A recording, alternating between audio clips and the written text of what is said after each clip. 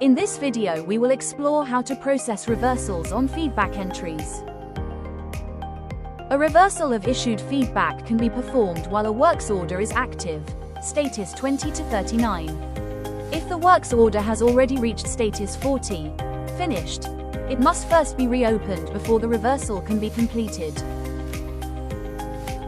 Before attempting to process the reversal, it is suggested that the user first looks at the costing summary to identify what data capture needs to be corrected.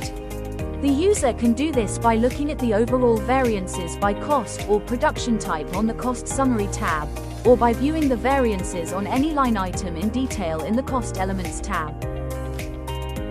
Once the necessary reversal has been calculated, the user can go to the reversal screen by selecting the works order in the grid and then clicking the reversal button on the top toolbar.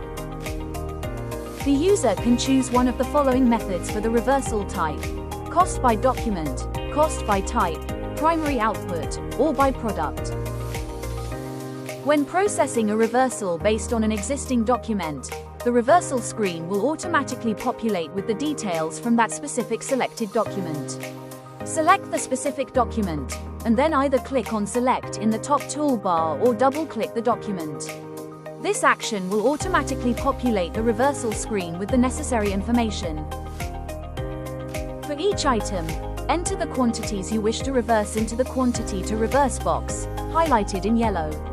After entering the amounts, click Save. The reversal will then immediately be reflected in the accounting system. Cost by type, recommended. This allows the reversal to be processed based on a specific itemized cost, such as materials, setup time, labor time, or other costs. To automatically populate the reversal screen with the necessary details for an item, click on the relevant entry, for example, materials. If the user chooses the cost by type option, the reversal process remains the same. Enter the quantities to be reversed and click Save. The reversal will then immediately update and be reflected in the accounting system. The same process can be applied to both primary output and byproduct. Cost by document or cost by type.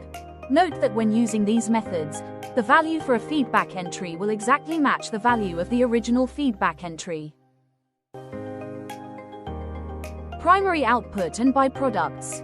The reversal of primary output and byproducts will occur using the item's current accounting cost.